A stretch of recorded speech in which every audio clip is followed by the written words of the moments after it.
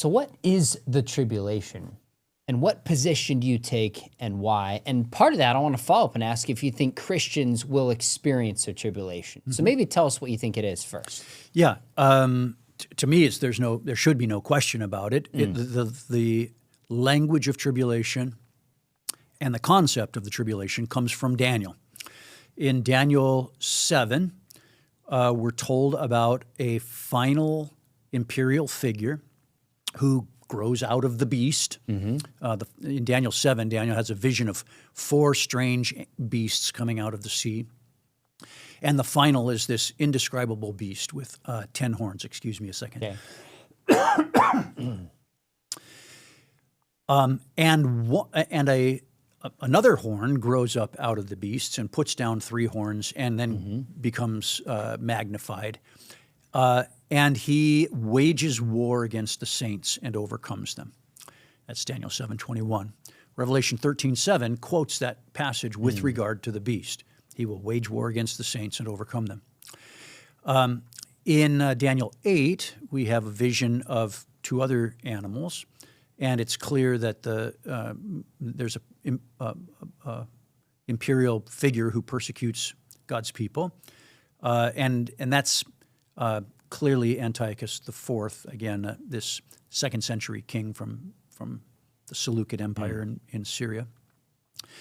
And then in Daniel 11, this angel that appears to Daniel begins giving him sort of a rundown, a timeline of events from his day under the Persian Empire into the Greek empires or the Macedonian Empire that follows. And it's clear when we get to about 11:20, 21 through verse 35, he's talking about Antiochus IV. And then he switches gears. He says, but the time is not yet. He says, this is going to go on until the end time, but the time is not yet. Again, language that Jesus uses in the Olivet Discourse. It says, he is going to exalt himself above all the gods, and he won't have the desire of women and that kind of thing. Something that Paul quotes about the man of lawlessness in 2 Thessalonians 2.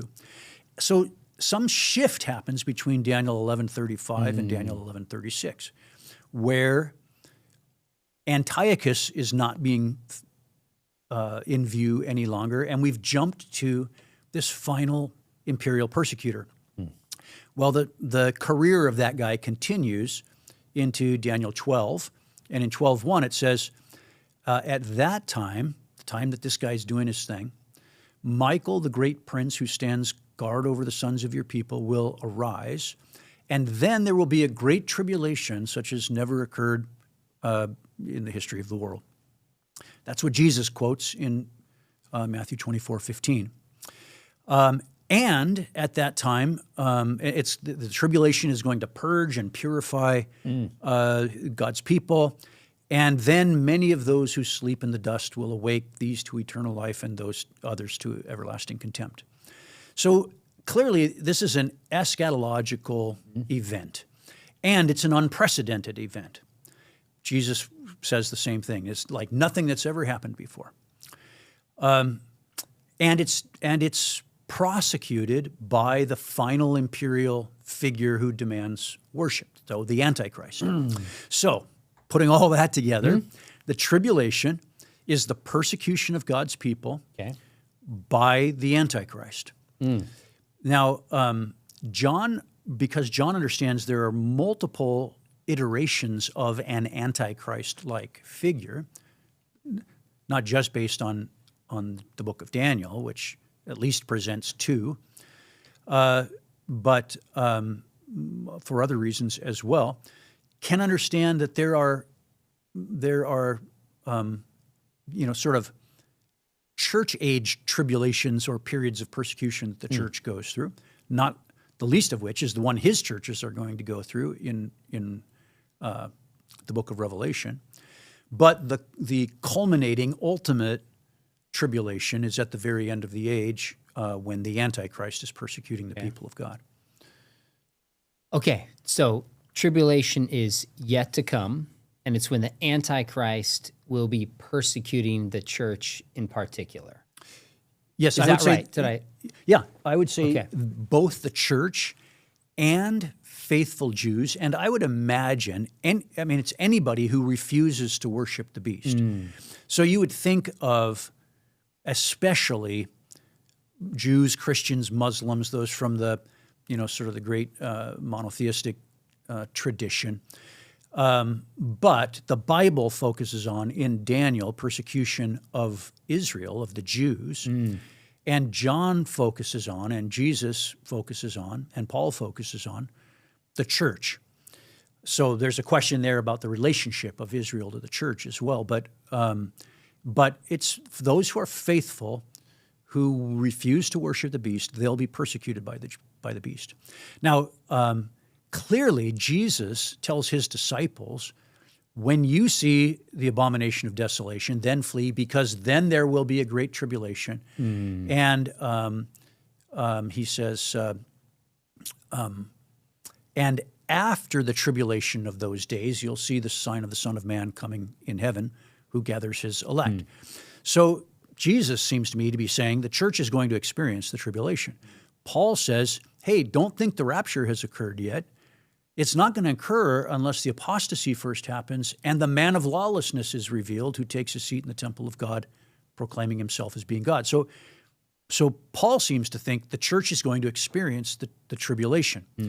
Revelation, when the great multitude appears in heaven, John's told, these are those who have come out of the great tribulation. Revelation 15, these are the ones who were victorious over the beast and didn't take his mark or the number of his name.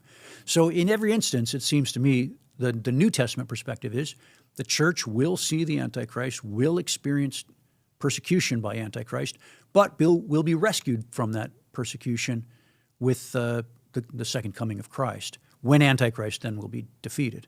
So in some ways, we need the Antichrist, obviously, to show up. Yep. And then there's a clear persecution of the church. Yes. In some ways, are you saying we should prepare ourselves then that we won't be raptured out before this happens, that we're going to go through it, God will be with us, we'll be victorious, but the church is going to be tested pretty severely during this stage? Yeah.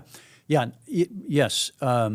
Certainly, I think the evidence that a rapture will occur before the tribulation and prevent the church from experiencing this is, in my opinion, very weak. There is some evidence for it. Okay. Mostly, it's the rats. What's the word for it? Mostly it's the fact that we won't know the timing of these things. Okay. But as I said, that can be relative. Like, I don't know when the plumber's going to show up. But that's about the only evidence for it. All the other strong textual evidence points to the church experiencing the tribulation. And again, it's an unprecedented tribulation. So it's going to be severe. And we might ask ourselves, why the last generation of Christians wouldn't experience persecution when, since the beginning of the church has experienced persecution. It continues to experience persecution today. That's why those signs of the end in Matthew 24, those first 5 signs, are not really signs of the end. They're signs that we're in the end of the age, but martyrdom is going to be a regular occurrence in the church throughout the church age. Wow. That's sobering, but as you would argue, taught in the text. So thanks for breaking that down.